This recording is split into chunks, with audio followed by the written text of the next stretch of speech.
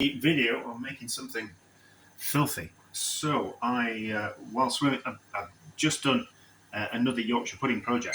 And while I was swimming, before I did the project, I was kind of thinking, oh, well, what we should do is we should fry some bread and we should pour some Yorkshire pudding batter over the top of it and kind of see what happens. So I fried some bread. The pan is hot. The oven is hot. The fat in the pan is hot. Let's pour some Yorkshire pudding batter over the top of that and see what happens out of pure interest. We just need a bit of a scraper. Yeah, the pans will have cooled down by the time it goes back in the oven, but you kind of need something that's a little bit more heavy gauge than this. It's just a cheap pie dish. But I was just kind of curious. Let's see what happens. There should be some more Yorkshire pudding batter in there than that, but for an experiment, it might just be interesting. Run up charge.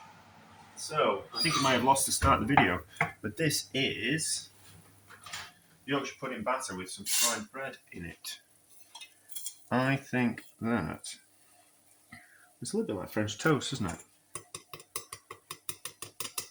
I think that's going to be delicious, but we just need to cool it down. So, that's cooled down a little bit too much because we're running out of charge on the phone.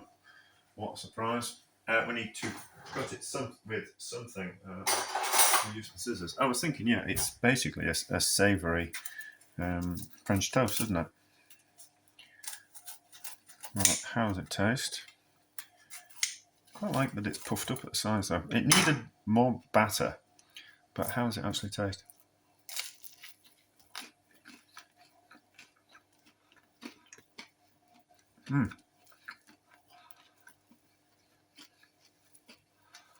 Eggy bread, isn't it? But done in the oven. I mean, it's filthy, but it's rather nice. There'll be something that we can do with that. Something like have a play around with it.